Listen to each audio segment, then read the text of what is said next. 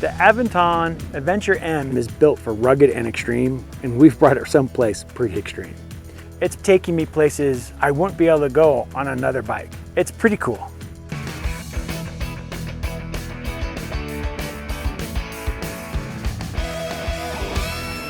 We're deep in the American Fork Canyon of Utah, far away from pavement. This is the Aventon Aventure M. Fat tires, mid-drive motor. Today, it earns its keep, or it doesn't.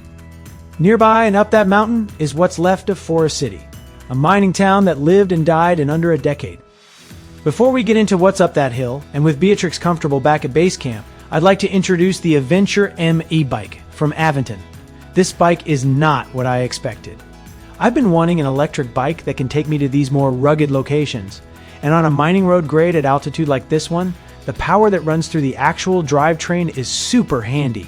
Also, on terrain that changes every 10 feet, it's incredibly convenient to have a bike that can read the cadence and handle it automatically. It means I don't have to focus on shifting gears with the derailleur and can instead just enjoy the ride. And after some backcountry scenery, we arrived. This was Forest City. In 1871, the Miller Mining Company built a smelter right here, and 2,000 to 3,000 people showed up to work it. By 1880, the ore ran out and every single one of them left. Stone walls and foundations are all that remains. We just got up to a silver mine founded in early 1800s. I don't know how they found silver here. We're in the middle of nowhere. And look at these concrete pillars that they made. In less than a decade, they found silver, mined it all out, built the town, and everyone moved away. The guy who found it loved it here so much, he died before it really even finished, but he's buried on top of this mountain. Indeed, Forest City founder George Ting came up this same road in 1901. He spent his first 2 years up here finding nothing. Then his foreman took one swing of a pick into the right wall and they hit the jackpot. Why is this so smooth? They didn't have plywood. So to pour it this smooth, the concrete that they probably brought in by mules and wagons. So they brought it in from Salt Lake City. And they had to build these forms by themselves. They had to split the logs. It's not like there's a lumber mill or anything close by. There's nothing here. They had to build this all. Maybe it's lye they packed in and made it concrete themselves with buckets. You can see the rebar, the iron that's still in it, and it's rusting away, it's dying, but it's been over 100 years. We're closing in on 2, actually. Concrete is super stiff. Iron bends. All the wood from the site's gone. And this is so they could come out and then dump the pilings, the leftovers, the rocks. This right here is built different than that right there. So water probably fell into here, turned and shot out this chute to help get all the fillings and filings further out. The Aventure M is built for rugged and extreme, and we've brought it someplace pretty extreme. The boulders are bigger than my head. And I'm excited about it because I've never been on another bike I could do this with. It's rugged, it's durable. The width of the tires lets you kind of turn off, gone off this trail, and then turn around, come right back up. And those types of switchbacks were necessary to get to our location.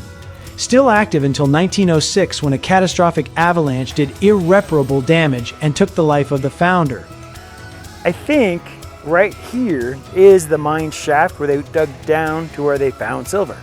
Because this now looks like a retaining wall to hold the mountain out of the shaft. And then they have these large columns and they have notches in them on angles. All of this is cross-hatched with old mine track. They got it going vertical and they go out horizontal. So the concrete couldn't break up or break apart because it's held by these steel baskets. This is a back retaining wall to hold the mountain up so they could dig their shaft straight down here. Mining carts used to ride on this track when it was inside the mine. Then the track got too used and they decided to use it as like rebar and pour a concrete foundation and put the mining track inside of it to strengthen it. I guess they found so much silver that they took their track and started building buildings with it. They were so successful here that they wore out the mining cart train track, got more, and discarded the old stuff just to pour it inside of concrete. It's a pretty nice bit of history, and then how far away, even now, this is from anywhere. It's just amazing. Also amazing was the road to get here, graded by hand in the 1870s to move ore wagons. And while I had hoped to use the mid-drive motor and 100 Newton-meter torque of my Aventure M to summit the Forest City Mountain, the road was blocked by a landslide. So, I instead used the E-shift with auto shift, paired with a Shimano Q's 10-speed drivetrain to enjoy the ever-changing terrain as I made my way back to base camp.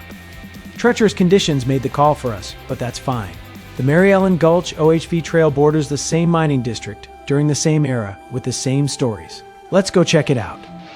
We decided to drive this one to start, as the Mary Ellen Gulch Trail is considered a less popular, expert level 8-mile route that climbs nearly 3,000 feet with a max elevation of over 10,000 feet. You need a high clearance 4x4 rig to access this trail, and quickly we realized we were accidentally rock crawling. But honestly, not mad about it.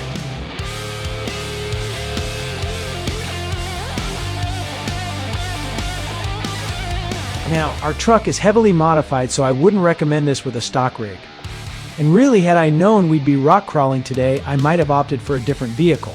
But regardless, some key things to remember on this type of terrain is to stay in 4-wheel low and follow the off-road rule to go as slow as possible and as fast as necessary. Also, the hour was getting late and the trail was looking more sketchy, so we opted to turn around and make our way back towards civilization. But with still plenty of rugged, gravel roads to cover, the camera crew took over the truck, and I got back on my Aventon Aventure M e-bike. With the loose rocks of these rough mining roads, this is where the fat tires really shine, and the brakes really come through during any controlled stops on a steep section, which came in especially handy during all those moments I had to stop and enjoy the river views I was following downhill. Getting out into the Utah backcountry was a treat, and my Aventure M e-bike is the perfect blend of rugged capability, performance, and technology to help me explore further than ever before. I know, because I've been on location. Thank you to Aventon for sponsoring this video. To learn more about the Aventure M, check out the link in the description.